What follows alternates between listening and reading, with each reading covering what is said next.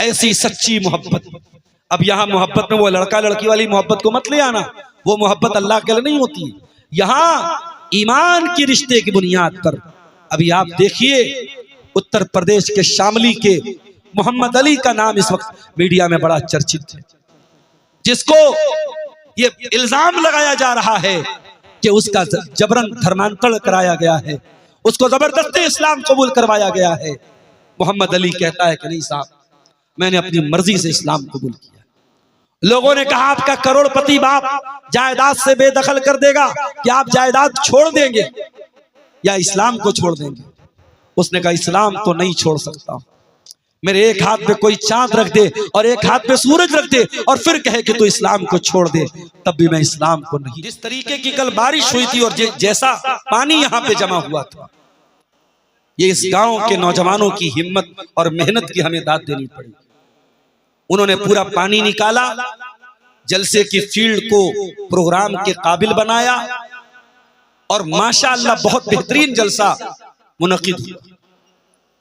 अब लाइट में अगर कुछ गड़बड़ी हो गई या मैनेजमेंट में कोई कमी आ गई, हम जानते हैं तमाम चीजें जलसे वालों के हाथ में और कंट्रोल में नहीं होती है। मेरे साथ मैं खुद 11 बजे मौलाना उमर फारूक साहब से मेरी बात हुई थी, 11 बजे मुझे हर हाल में गिद्दाबाड़ी छोड़ना है, 3 बजे मुझे ट्रेन पकड़नी थी। और जब मैंने देखा जलसे में इतना लेट हो रहा है, मैं वापस जाने लगा था। लेकिन फिर मौलाना ने कहा कि आप जाएंगे लोग मुझे गालियां दें, और मुझे वापस जाते हुए बहुत सारे लोगों ने देखा भी था। मैंने सोचा इतने दिनों से प्रोग्राम में नाम चल रहा है, इश्तिहार छपा है और लोगों ने देखा भी, अब्दुल गफ्फार साहब आए हैं और फिर बगैर तकरीर किए चले जाएंगे, फिर एक मसला खड़ा होगा, बातें होंगी।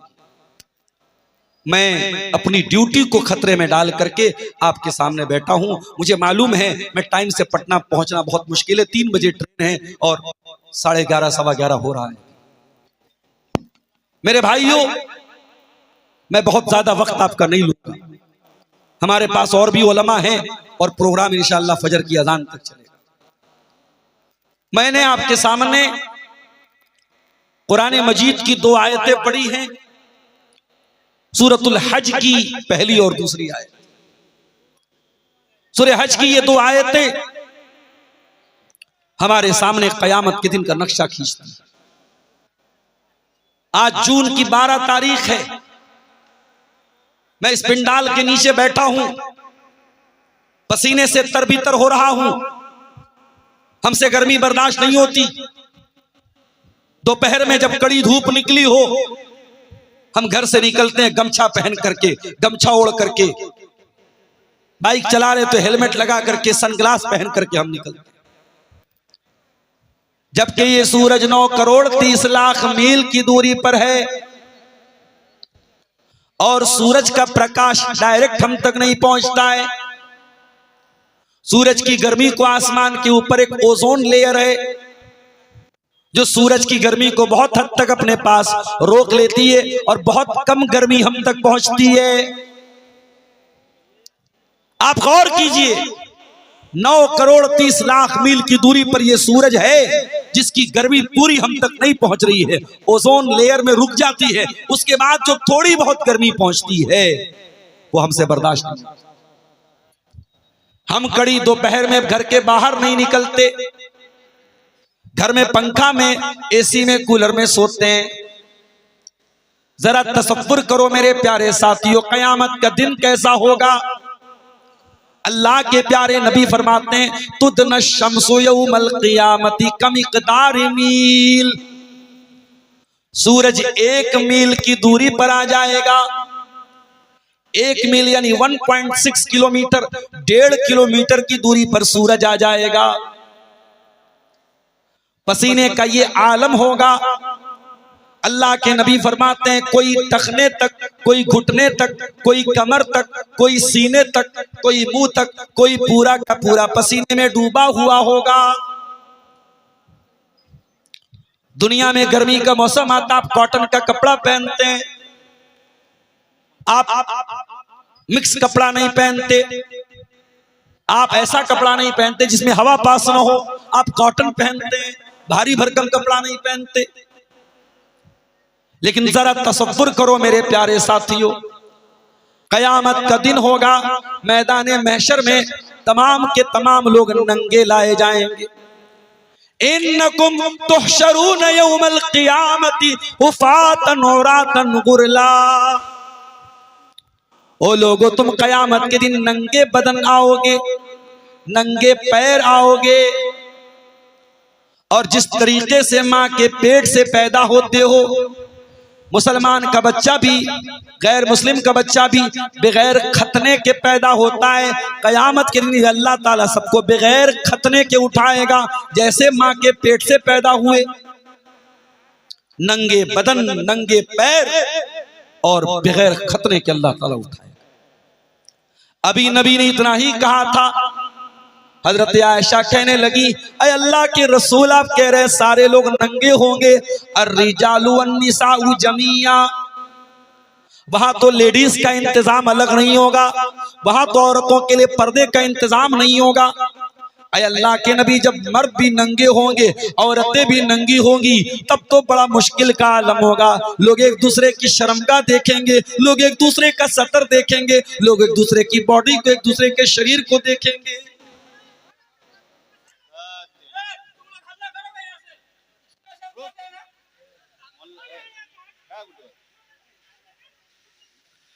आप गौर कीजिए, अल्लाह के रसूल कयामत की बात कर रहे हैं और हजरत आयशा का दिमाग कहां जा रहा है? वो ये सोच करके चिंतित हैं, वो ये सोच करके टेंशन में हैं कि मर्द और औरत सब इकट्ठा होंगे तो बड़ी बेशर्मी होगी, बड़ी बेहयाई। आज अफसोस के साथ कहना पड़ता है, आज हमारी कौम की लड़कियों के अंदर से, हमारे कौम के लड़कों के अंदर से सबसे ज्यादा अगर किसी चीज की कमी अगर पाई जा रही है, वो शर्म और हया है।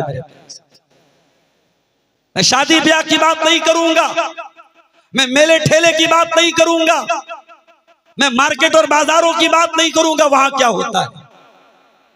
लेकिन आपके सीमांचल के जलसों का जो हाल मैं देख रहा हूं, जवान जवान लड़कियां सज संवर कर, मेकअप करके, खूबसूरत कपड़े पहन के माँ के साथ, भाई के साथ, बाप के साथ जा रही हैं। उन्हीं के बगल से लड़के गुजर रहे हैं, आवाजें कस रहे हैं, सड़क पर मर्दोजन का इख्तिलात हो रहा है, आवाजें कसी जा रही है, सीटियां बज रही हैं, हर जलसे में कुछ ना कुछ हंगामे हो रहे हैं। इस सूरत हाल पर और इस परिस्थिति पर भी हमें गौर करने की जरूरत है। मेरे साथ हर लड़के के हाथ में मोबाइल है, हर लड़की के हाथ में मोबाइल है, सोशल मीडिया है, इंस्टाग्राम है, स्नैपचैट है, फेसबुक है, व्हाट्सएप है। आज एक दूसरे से चैटिंग हो रही है, बातें हो रही हैं, हर तरीके की बातें हो रही हैं। रात को 2 बजे एक लड़का लड़की से बातें कर रहा है। ये क्या हालात है मेरे भाइयों, हमारी कौम के। आप गौर कीजिए, हजरत आयशा, अल्लाह के नबी कयामत की बात कर रहे हैं। हजरत आयशा कह रही है, अल्लाह के नबी, मर्द औरत को देखेंगे, औरतें मर्दों को देखेंगी। आपने फरमाया, अया आयशा, अल अम्रु अशद्दु मिन युहिम्मुहुम ज़ाका, कयामत का दिन बहुत खतरनाक होगा। वहां इतनी फुर्सत कहां किसी को एक दूसरे की तरफ देखे, वहां नफ्सी नफ्सी का आलम होगा। दुनिया में आप परेशानी में फंस जाते हैं, बेटा परेशानी में फंस जाता है, बाप काम आता है, बाप फंस जाता है, बेटा काम आता है, भाई फंस जाता है, भाई काम आता है, बीवी को खून की जरूरत है, शौहर खून दे देता है, शौहर परेशान हो जाए, बीवी साथ देती है। कयामत के दिन कोई किसी के काम नहीं आएगा।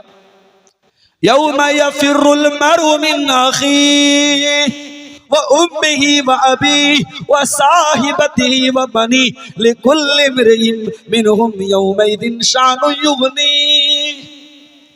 कयामत के दिन इंसान अपने भाई को देख करके भागेगा, अपनी माँ को देख करके भागेगा, अपने बाप को देख करके भागेगा, अपने बच्चों को देख करके भागेगा। हर आदमी को अपनी फिक्र पड़ी होगी, अपनी चिंता होगी, अपनी टेंशन होगी। बल्कि वहां तो उल्टा मामला होगा, वहां तो बाप ये सोचेगा, अय अल्लाह मेरे बेटे को अजाब दे दे, मुझको छोड़ दे, बेटा सोचेगा अल्लाह मेरे बाप को पकड़ ले मुझको छोड़ दे, भाई कहेगा अल्लाह मेरे भाई को पकड़ ले मुझको छोड़ दे। यवत्तुल मुजरिमु लौ यफ्तदी मिन अज़ाबि यौमिदिन बिबनी व साहिबतिही व अखी व फसीलतिही अल्लती तुवी। आय अल्लाह मेरी बीवी को ले ले मुझको छोड़ दे, आय अल्लाह मेरे बच्चों को ले ले मुझको छोड़ दे, मेरे खानदान को ले ले मुझे छोड़ दे। अल्लाह फरमाएगा कल्ला, ऐसा हरगिज होने वाला नहीं है। हमारी अदालत में जो अपराधी होगा, जो मुजरिम होगा, जो कसूरवार होगा, उसी को पकड़ा जाएगा, किसी भी कसूर को नहीं पकड़ा जाएगा। ये तो दुनिया की अदालत में होता है, ये तो दुनिया की अदालतों में होता है। पुलिस आई, अरेस्ट कर लिया, न्यूज में, मीडिया में न्यूज आ गई, अखबार में न्यूज आ गई, फला को आतंकवाद के जुर्म में पुलिस ने पकड़ लिया।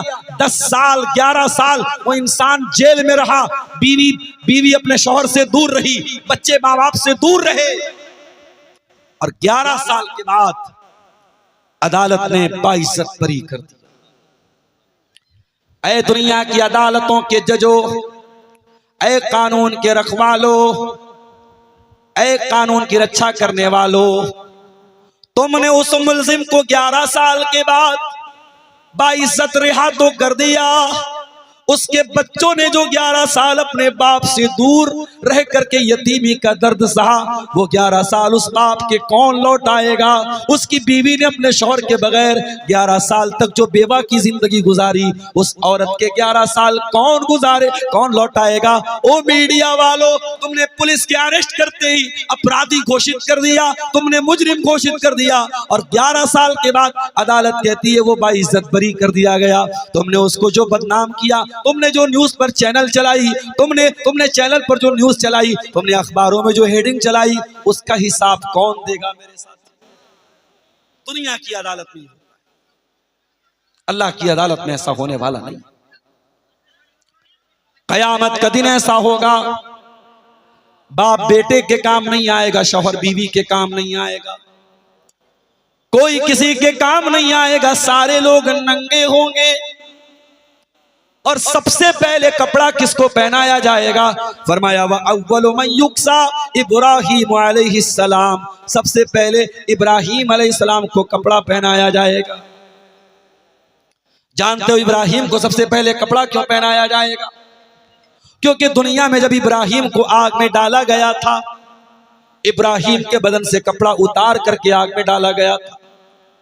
अल्लाह का खलील आग में डाला गया, उसका अपराध क्या था, उसका जुर्म क्या था, उसको कसूर क्या था?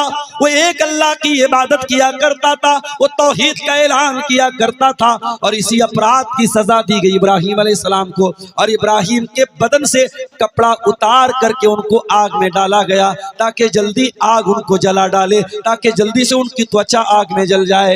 ये अलग बात है कि इब्राहीम आग में गए और उनके बाल, उनके बदन का एक बाल भी आग में नहीं जल पाया, उनके जिस्म का, उनके शरीर का एक रोंगटा भी आग में नहीं जल पाया।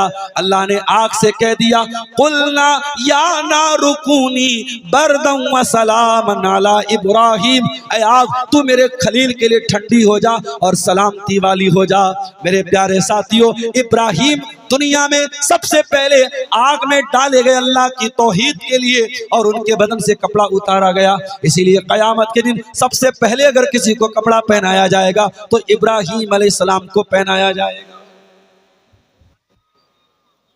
आज दुनिया में जरा सी कोई मुसीबत आ जाए, आप देखें, अभी अमेरिका के हमले में भारत के 3 जहाजों पर अमेरिका की फोर्स ने हमला किया है। अभी आज की न्यूज है, उसमें 3 जहाजों में भारत के कई नागरिक मारे गए।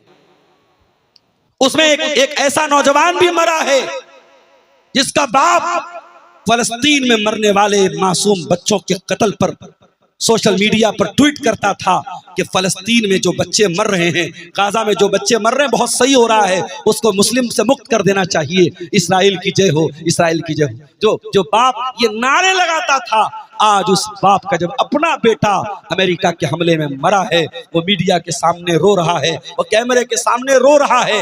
ऐ दुनिया वालों, जब तुम्हारे बच्चे मरते हैं तुम्हें दुख होता है, तो मुसलमानों के बच्चों के मरने पर खुशी मनाते हो। बहुत सही शेर कहा था, बहुत सही शेर कहा था हमारे हिंदुस्तान के बड़े मशहूर शायर राहत इंदौरी ने कि लगेगी आग तो घर जद में आएंगे और भी, यहाँ पे सिर्फ हमारा मकान थोड़ी है, यहाँ पे सिर्फ हम नहीं रहते हैं। कैसी आवाज आ रही पीछे? आप लोग जलसा कराते हो यार, क्यों जलसे के पास में सब झूला उला लगा? मत लगाया करो भाई, स्टेज के पीछे हा हा हू करें, बताइए क्या बदतमीजी है भाई। उसको लगवाना ही तो थोड़ा आधा किलोमीटर दूर लगवाओ, स्टेज के पीछे। मैं सोच रहा हूँ बच्चा रो रहा है, क्या बात है बताइए, झूला चल रहा है पीछे। कयामत के दिन की जो बेचैनी होगी मेरे प्यारे साथी, वो आप तसव्वुर नहीं कर सकते, इमेजिन नहीं कर सकते, आप अपने दिमाग में नहीं ला सकते कि कयामत के दिन का हाल कैसा। कुरान करीम का 30वां पारा उठाइए और खास तौर से 3 सूरतों को गौर से पढ़िए। सूरे इन्फितार को पढ़ लीजिए, सूरे तकवीर को पढ़ लीजिए, सूरे इंशिकाक को पढ़ लीजिए। अगर कयामत का वीडियो देखना है तो कुरान की ये 3 सूरतें जरूर पढ़ लीजिए। इज़स समाउन फतरत व इदल कवाकिबुन ततरत व इदल बिहारु फुज्जिरत व इदल क़ुबूर बुअतिरत अलिमत नफ्सुम मा क़द्दमत व अख़रत। जब आसमान फट जाएगा, जब सितारे बेनूर हो जाएंगे, सितारों की रोशनी खत्म हो जाएगी, जब समुद्रों को खौला दिया जाएगा, जब कब्रों को उखाड़ दिया जाएगा, कब्रों से मुर्दे बाहर निकल जाएंगे, उस दिन इंसान को पता चल जाएगा मा कद्दमत व अख़रत, उसने आखिरत के लिए क्या किया, दुनिया के लिए क्या किया। हम और आप तो सिर्फ दुनिया के लिए जी रहे हैं। मकान कैसे अच्छा हो जाए, बच्चे कैसे अच्छी पढ़ाई पढ़ ले, बिटिया की शादी कैसे हो जाए, हमारी तो सारी चिंता, सारी टेंशन दुनिया के लिए है। और एक दिन सब छोड़ के हमें चलेगा, सब ठाठ पड़ा रह जाएगा जब लाद चलेगा बंजारा। वो फॉर्चूनर पर नाज करने वालों, वो थार चलाने वालों, वो अपाचे की बाइक पर स्टाइल मारने वालों, स्टंट मारने वालों, एक दिन आएगा तुम अपनी कब्र में चले जाओगे, तुम्हारी अपाचे कोई और चलाएगा, तुम्हारी फॉर्चूनर की स्टीयरिंग कोई और संभालेगा, तुम्हारी थार को कोई और चलाएगा, तुम्हारे बेडरूम में कोई और सोएगा। ओ मेरी प्यारी माँ और बहनों, कपड़ों और जेवरात के पीछे भागने वाली हो, ओ मेकअप के पीछे भागने वाली हो, अपने चेहरे पर तरह तरह की क्रीम और पाउडर लगाने वाली हो, ओ मेरी बहनों, एक दिन आएगा तुमको कफनाया जाएगा। उस दिन तुम्हारे चेहरे पर कोई फाउंडेशन नहीं लगाया जाएगा, कोई फेस क्रीम नहीं लगाई जाएगी, कोई फेस पाउडर नहीं लगाया जाएगा, तुम्हारे होठों पे कोई लिपस्टिक नहीं लगाई जाएगी। ओ मेरी प्यारी माँ बहनों, तुम्हें मामूली पानी में नहलाया जाएगा, कोई साबुन भी इस्तेमाल नहीं किया जाएगा, नॉर्मल तुमको नहलाया जाएगा। हाय हाय मेरी बहनों, मेरी माओ, जरा सोचो, तुम दुनिया में कपड़ों पर नाज करती हो, अरे मरने के बाद तुम इतनी बेबस हो जाओगी, तुम्हारा कपड़ा भी तुम अपने से उतार नहीं पाओगी, तुम्हारा कपड़ा भी कोई और उतारेगा, कैंची से काट करके तुम्हारे कपड़े को बदन से जुदा किया जाएगा। और ये खूबसूरत शरीर, ये खूबसूरत बदन मिट्टी में मिल जाएगा। मेरे प्यारे साथी, मिन्हा खलकनाकुम, इसी मिट्टी से हमने तुमको पैदा किया है, व मिन्हा नुखरिजुकुम, और इसी मिट्टी से हम तुम्हें निकालेंगे, व फीहा नुईदुकुम तारतन उखरा, और इसी मिट्टी में दोबारा तुमको डालेंगे। मिट्टी से पैदा किए गए और मिट्टी में दफनाए जाओगे और इसी मिट्टी से कयामत के दिन निकाले जाओगे। ये इंसान की हकीकत यही है मेरे साथ, मिट्टी से पैदा हुआ है, मिट्टी में जाएगा और कयामत के दिन मिट्टी से निकलेगा, सब ठाट पड़ा रह जाएगा जब लाद चलेगा। वो कयामत का दिन कैसा होगा? अल्लाह कुरान के 30वें पारे में फरमाता है, इज़ा शम्सु कुव्विरत, जब सूरज को लपेट दिया जाएगा। आज सूरज की गर्मी से सोलर पावर बनाया जा रहा है, बड़े बड़े शहरों में पूरा कारखाना सोलर पावर से चल रहा है। पूरे पूरे रेलवे स्टेशन सोलर पावर से चल रहे हैं। इतनी शक्ति है सूरज के अंदर, इतनी ताकत है सूरज के अंदर, उसके पावर से आज बिजली बन रही है, सोलर पावर बन रहा है। गौर करो, ये सूरज लपेट दिया जाएगा। इज़ा शम्सु कुव्विरत वइज़न नुजूमुन कदरत, और सितारे बेनूर हो जाएंगे, सितारों की रोशनी छीन ली जाएगी। वइज़ल जिबालु सुय्यरत, ये बड़े बड़े पहाड़ जिनको तोड़ करके आज इंसान रास्ता बना रहा है, ये रुई के गाले की तरह हवा में बिखेर दिए जाएंगे। वइज़ल इशारु उत्तिलत, और 10 माह की गाभिन ऊँटनियों को लोग अपने हाल पे छोड़ देंगे। 10 माह की गाभिन ऊँटनी की भी कोई सुरक्षा करने वाला, कोई देखभाल करने वाला नहीं होगा। ये कयामत का दिन होगा मेरे साथियों। अब आइए जरा उस आयत की तरफ जो खुतबा मसूना में मैंने आपके सामने पढ़ी थी। या अय्युहन्नासु तक़ू रब्बकुम इन्न ज़लज़लतस्साअति शैउन अज़ीम, ऐ लोगों अपने परवरदिगार से डरो, कयामत के दिन का जलजला बड़ा खतरनाक होगा। यौम तरौनहा तज़लु कुल्लु मुर्ज़ियतिन अम्मा अर्दात, उस दिन तुम देखोगे कि दूध पिलाने वाली माँ भी अपने बच्चे से गाफिल हो जाएगी। दुनिया में माँ से ज्यादा कोई मोहब्बत नहीं करता है अपने बच्चे से, जितनी मोहब्बत एक माँ करती है अपने बच्चे से। मध्य प्रदेश में एक हादसा हुआ, एक पानी का जहाज पानी में डूब गया, उसमें एक औरत जिसने लाइफ जैकेट पहना हुआ था, अपने बच्चे को बचाने के लिए वो औरत डूब गई, मर गई। वो चाहती, उसके पास लाइफ जैकेट था, वो अपने आप को बचा सकती थी, मगर अपने बच्चे को बचाने के लिए वो औरत मर गई, खुद भी मर गई, बच्चा भी मर गया। और जब उस औरत की लाश मिली थी तो मीडिया ने उसका फोटो दिखाया। उस औरत ने अपने मासूम बच्चे को मरने के टाइम भी सीने से लगाया था। ये माँ होती है मेरे प्यारे साथी। माँ मर जाएगी मगर अपने बच्चे के साथ कभी बेवफाई नहीं करती है, मगर ये बच्चे होते हैं जो वक्त आने पर माँ के साथ और बाप के साथ बेवफाई करते हैं। मेरे नौजवानों, बड़े फक्र से लोग कहते हैं मुझे इतने बेटे हैं, इतने बेटे हैं, और बेटियों को लोग हकीर समझते हैं। और वक्त आता है तो बेटे अपने माँ बाप को रोटी तक नहीं देते, और बेटी तो बेचारी अपने माँ बाप को जन्नत तक पहुंचाने का काम करती है मेरे साथी। इसलिए कभी बेटी को हकीर मत समझना। अभी सदलपुर में मुझे एक निकाह पढ़ाना था, चूंकि यहाँ आने में लेट हो रहा था, मैं निकाह नहीं पढ़ा पाया। और जिनकी लड़की की शादी थी उन्होंने बड़े प्यार से बुलाया था, मैं वहां गया। उन्होंने कहा मौलाना मुझे 11 बेटियां, 11 बेटियों के बाद अल्लाह ने एक बेटा दिया है। मैंने कहा क्या करते हैं आप, सरकारी नौकरी में है क्या, बिजनेसमैन है क्या? बोले नहीं मौलाना, खेती बाड़ी करता हूं। खेती बाड़ी करने वाला इंसान 11 बेटियों का बाप है और चेहरे पर सुकून है मेरे प्यारे साथियों, कोई टेंशन और कोई फिक्र नहीं। इसलिए औलाद वालों, अल्लाह से सिर्फ औलाद ना मांगा करो, अल्लाह से नेक औलाद मांगा करो। कयामत के दिन दूध पीते बच्चे को मां छोड़ के भाग जाएगी। वतदौ कुल्लु ज़ाति हमलिन हमलहा, और भय का ये आलम होगा, डर का ये आलम होगा कि प्रेग्नेंट औरतों का हमल साकित हो जाएगा, गिर जाएगा, उनके पेट का बच्चा खत्म हो जाएगा, डर की वजह से, दहशत की वजह से, खौफ की वजह से। वतरन्नास सुकारा, और लोगों के चेहरे पर ऐसी हवाइयां छा रही होंगी, लोगों के चेहरे पर ऐसा खौफ होगा, लोगों के चेहरे पर ऐसा डर होगा, ऐसा लग रहा होगा कि लोग नशे की हालत में हैं। वलाकिन्ना वमा हुम बिसुकारा, लेकिन कोई नशे की हालत में नहीं होगा। वलाकिन्ना अज़ाबल्लाहि शदीद, अल्लाह का अज़ाब बड़ा दर्दनाक होगा। ये कयामत का दिन होगा मेरे साथ। ये कयामत जिसे कुरान में अल-कारिया कहा गया, अल-कारिया का मतलब अचानक आएगी, बता के नहीं आएगी, अपॉइंटमेंट लेके नहीं आएगी, फोन करके नहीं आएगी, व्हाट्सएप करके नहीं आएगी, मैसेज कर, अचानक आ जाएगी कयामत।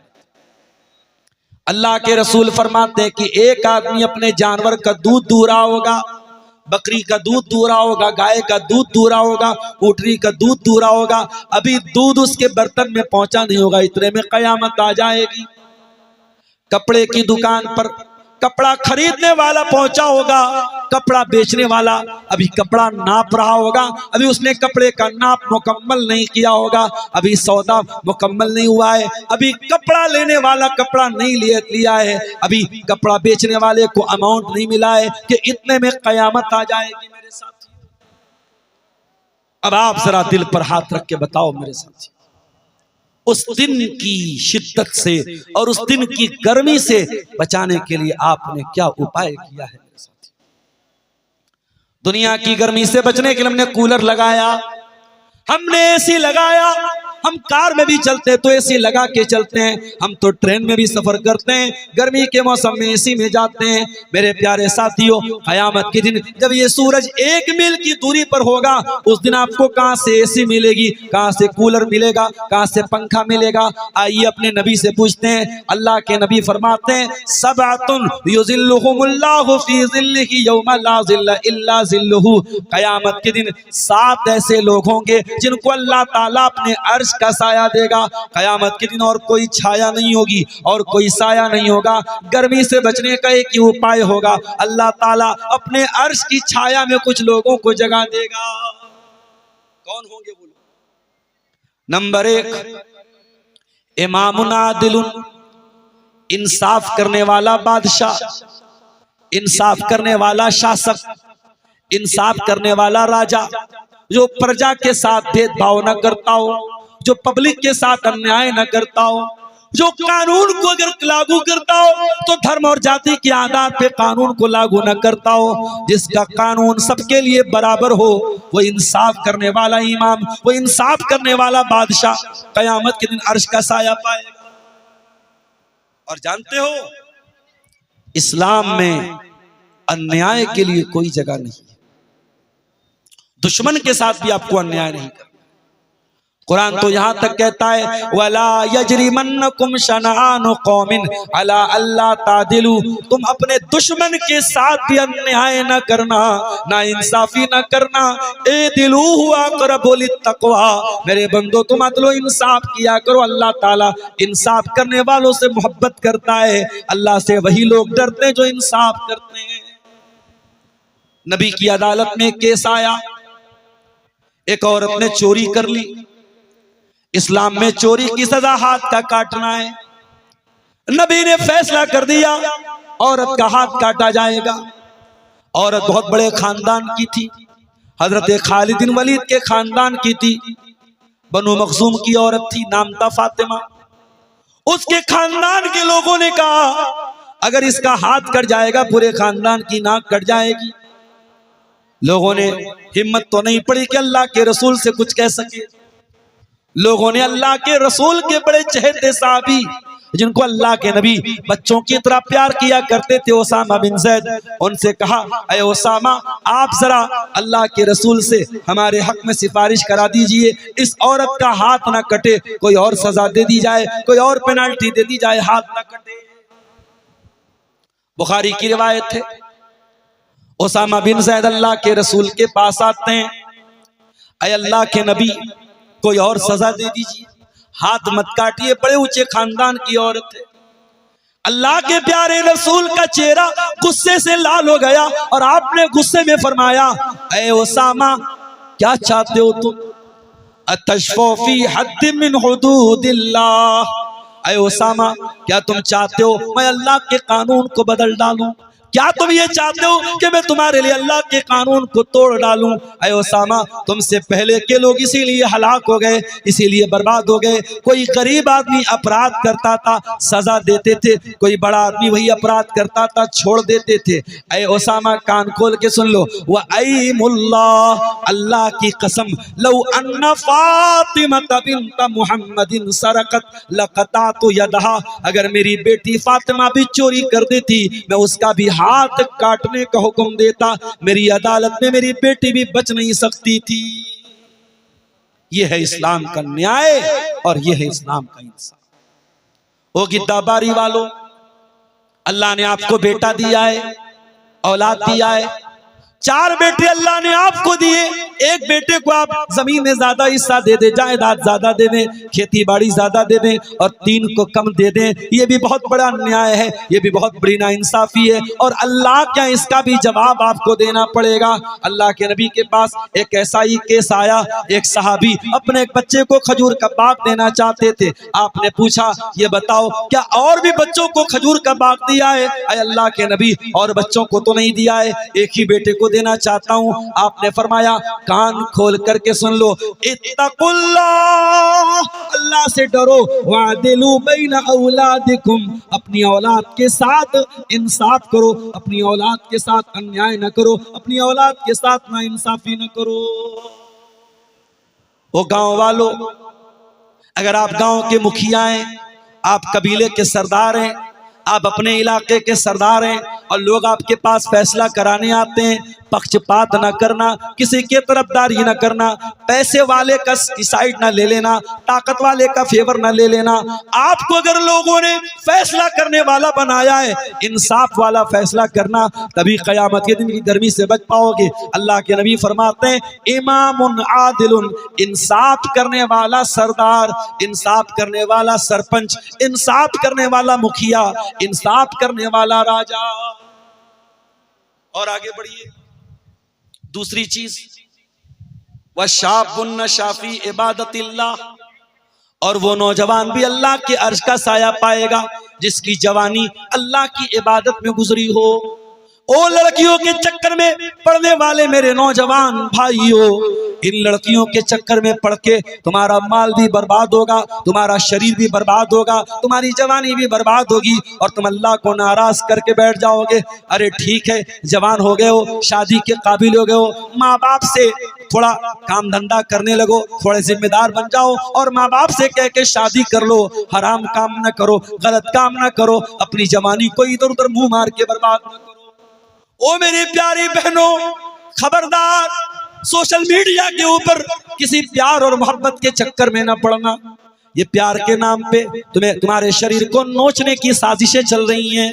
ये मोहब्बत के नाम पे तुम्हारे शरीर का लाभ उठाना चाहता है, तुम्हारी इज्जत को लूटना चाहता है। खबरदार, इन प्यार और मोहब्बत के चक्करों में न पड़ना, अपनी शर्मगाह की हिफाजत करना, अपनी जवानी की हिफाजत करना।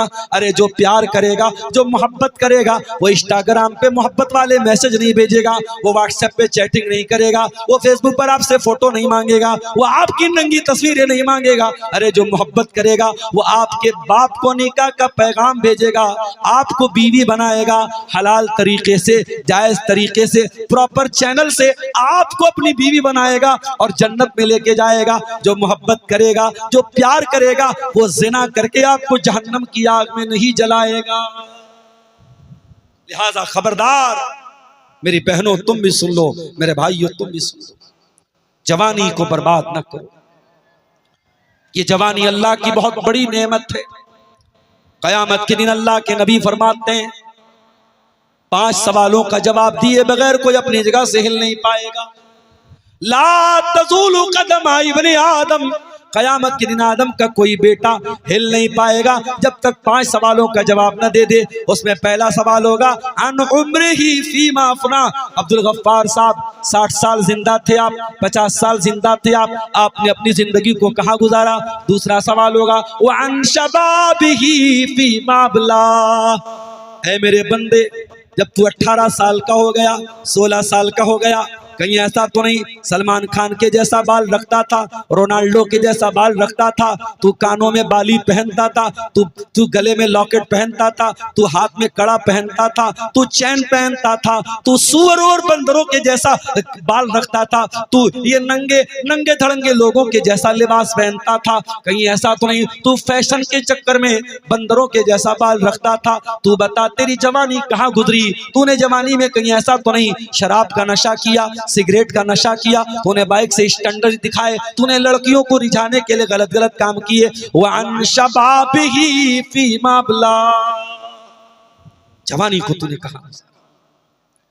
हेलो, जनरेटर का तेल खत्म हो गया है, जिसकी जिम्मेदारी है जनरेटर में तेल डाल दे। इसीलिए अल्लाह के रसूल फरमाते हैं, अल्लाह ताला उस नौजवान से मोहब्बत करता है जो नौजवान इन्नल्लाह लयूजिबु बिश्शाबी लैसा लहू सबवा, जो नौजवान अपनी जवानी का मिसयूज न करता हो, दुरुपयोग न करता हो, जो अपनी जवानी में अपने आप को कंट्रोल करता हो, जो अपनी इच्छाओं को कंट्रोल करता हो, अपने आप को नाजायज कामों से बचाता हो, वो नौजवान अल्लाह ताला उससे मोहब्बत करता है। मेरे नौजवानों, इबादत में गुजारो अपनी जवानी। ठीक है, मैं ये नहीं कहता कि आप तहज्जुद ही पढ़ें, यह अलग बात है। कोई तहज्जुद पढ़ता है तो बहुत अच्छी बात है। आज जुमा का दिन था, फजर की नमाज आपने अगर मस्जिद में पढ़ी होगी, इमाम साहब ने पहली रकात में सूरह सजदा पढ़ाई होगी और सूरह सजदा में ये आयत भी आपने पढ़ी होगी, ततजाफा जुनूबुहुम अनिल मज़ाज। अल्लाह कहता है मेरे कुछ ऐसे भी बंदे होते हैं, जब दुनिया रात में बिस्तर पे सोती रहती है, इंस्टाग्राम में लगी रहती है, फेसबुक पे लगी रहती है, दुनिया अपने अपने कामों में मशगूल रहती है, ततजाफा जुनूबुहुम अनिल मज़ाज। मेरे कुछ बंदे ऐसे होते हैं जो बिस्तर से अलग रहते हैं। ततजाफा जुनूबुहुम अनिल मज़ाज यदऊन रब्बहुम, वो अपने रब से दुआएं करते हैं, खड़े होकर दुआएं करते हैं, बैठ कर के दुआएं करते हैं। मेरे प्यारे साथियों, तहज्जुद की नमाज आपको पढ़ने की तौफीक मिलती है तो बहुत अच्छी बात है। अगर तहज्जुद नहीं पढ़ते हो तो कम से कम 5 टाइम की नमाज की पाबंदी करो। ये दूसरा आदमी है जिसको क़यामत के दिन अल्लाह के अर्श का साया मिलेगा। तीसरा आदमी फरमाया वरजुलुन क़ल्बुहु मुअल्लक़ुन बिल मसाजिद।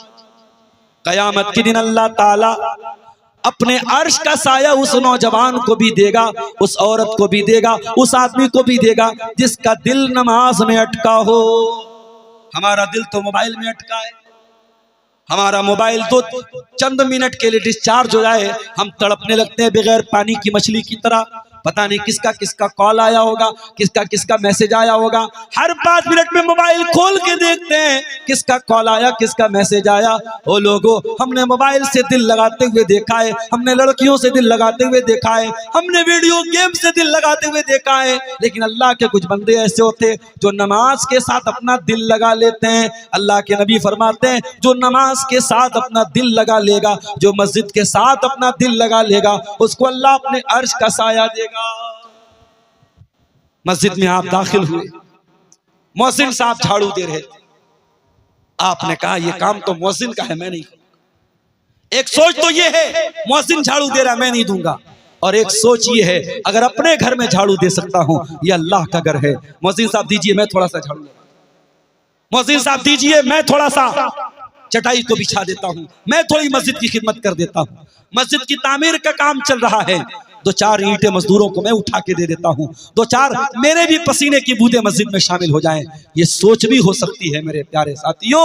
अगर आपका दिल मस्जिद से लगा हुआ है तो ये चीज भी क़यामत के दिन अल्लाह के अर्श का साया।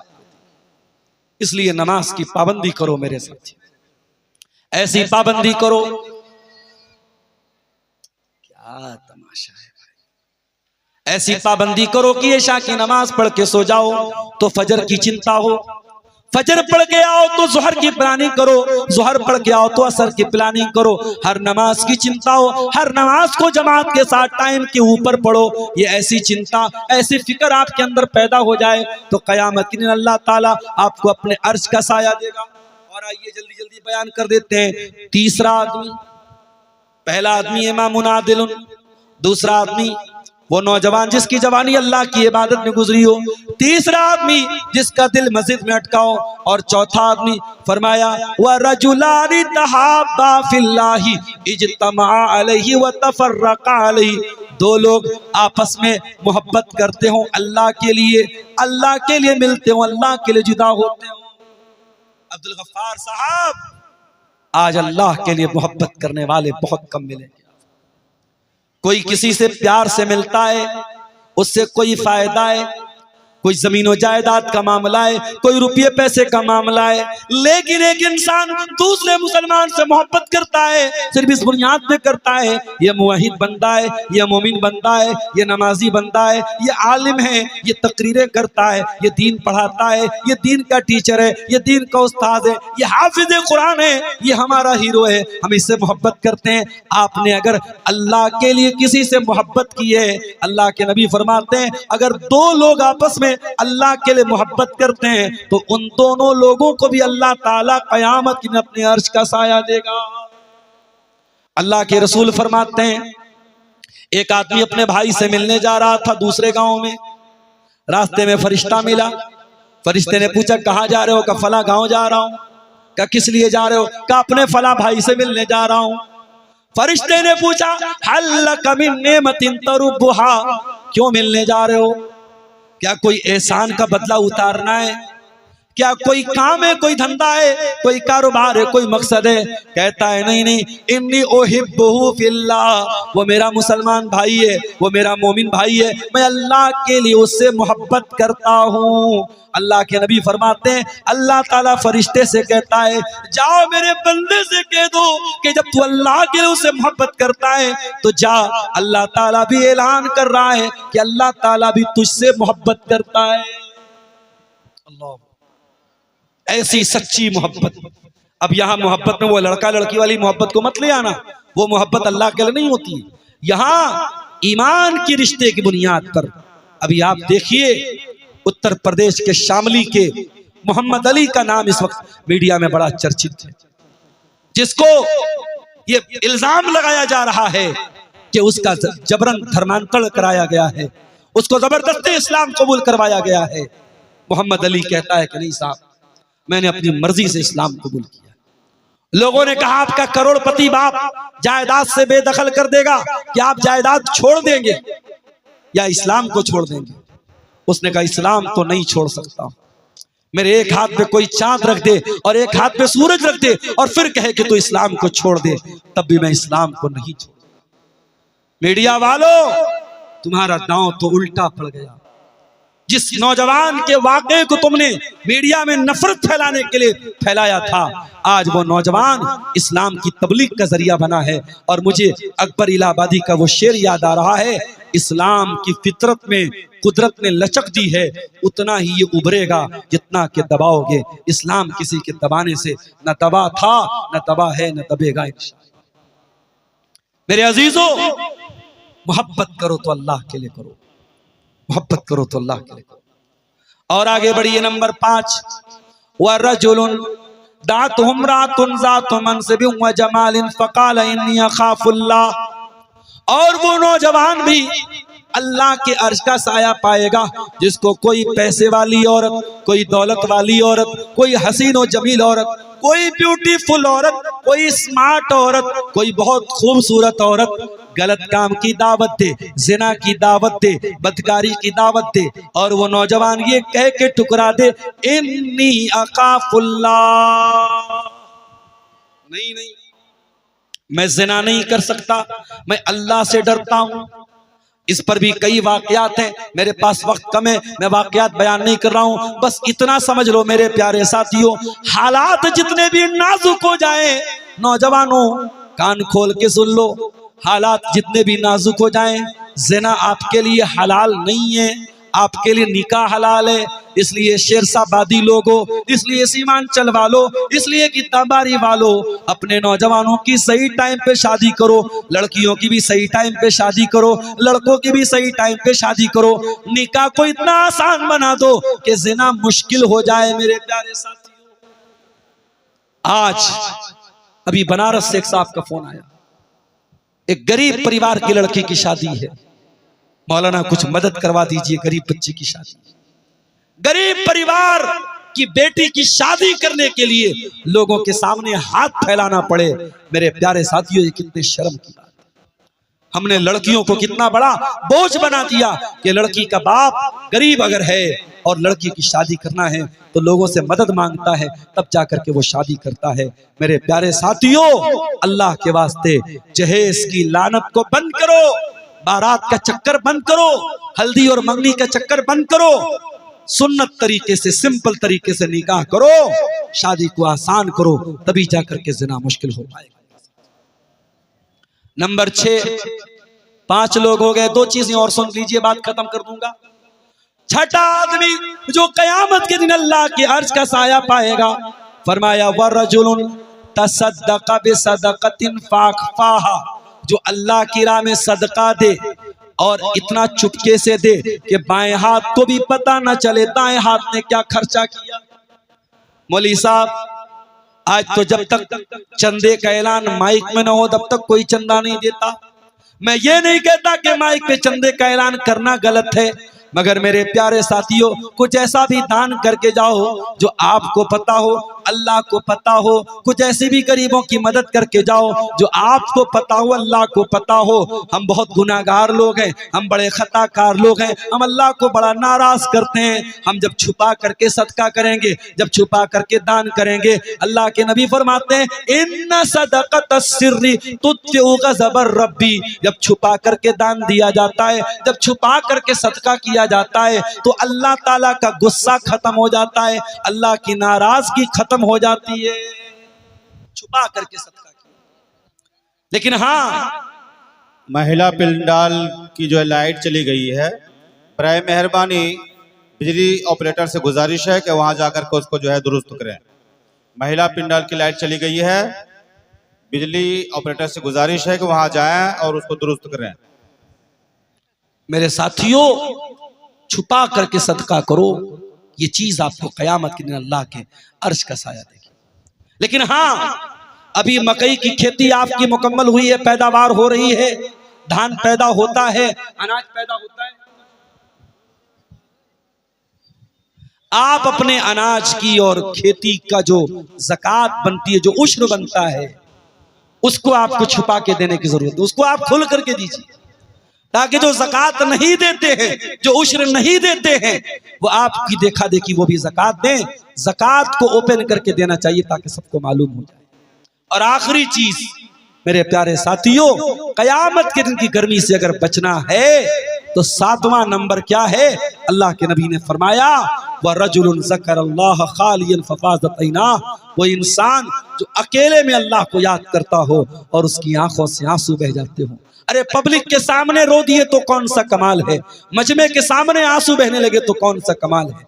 जाओ, कमरा बंद कर लो, लाइट ऑफ कर दो, अल्लाह के सामने हाथ फैलाओ, अपने पापों और अपने गुनाहों को याद करो और अल्लाह से कहो, अय अल्लाह, मैं बड़ा पापी हूँ, मैं बड़ा गुनहगार हूँ, बड़ी खताएं की हैं, बड़ा जुर्म किया है, बड़े अपराध किए हैं, लेकिन परवरदिगार तू रहमान है, तू रहीम है, तू गफ्फार है, तू गफूरुर रहीम है, तू सत्तारुज़ ज़ुनूब है। परवरदिगार मुझ पर भी अपने करम की वर्षा बरसा दे, मुझ पर भी अपनी रहमत की बारिश नाजिल कर दे, मुझे भी माफ कर दे। मेरे प्यारे साथियों, ये आंसू अगर आंख से निकल गया, इंशाअल्लाह कयामत के दिन आपको गर्मी नहीं लगेगी। कयामत के दिन अल्लाह अपने अर्श का साया देगा। अल्लाह के नबी फरमाते हैं 2 आंखें ऐसी हैं जिसको जहन्नम की आग छू नहीं सकती है। एक वो आंख जो अल्लाह के खौफ से आंसू बहाती हो, और दूसरी वो आंख जो अल्लाह की राह में चौकीदारी करती हो। ये 2 आंखें हैं जो जहन्नम की आग में नहीं जलेंगी। ये चंद बातें कयामत के दिन की हौलनाकियों के ताल्लुक से और कयामत के दिन की गर्मी से हम कैसे बचें, इस मौजू पर आपके सामने रखी गई। 12 बज चुके हैं, मुझे निकलना है, लंबा सफर है। आप हजरात से दुआओं की दरखास्त है, दुआ है रब्बुल आलमीन से इलाहुल आलमीन हमें कहने सुनने से ज्यादा अमल की तौफीक अता फरमाए। अल्लाह फिक्र आखिरत की तौफीक दे। अल्लाह हमारे नौजवानों की इस्लाह फरमाए, माँ बहनों की इस्लाह फरमाए। अल्लाह आज के इस जलसे को कामयाब बनाए। आप हजरात को अल्लाह तौफीक दे, दिल खोल के आप ताउन करें और आखिर तक आप जलसे को कामयाब बनाएं। अल्लाह ताला हम जितने उलमा यहाँ आए हैं सबकी हिफाजत फरमाए, हमारे देश की हिफाजत फरमाए, ईमान पर जिंदा रखे और ईमान पर हमारा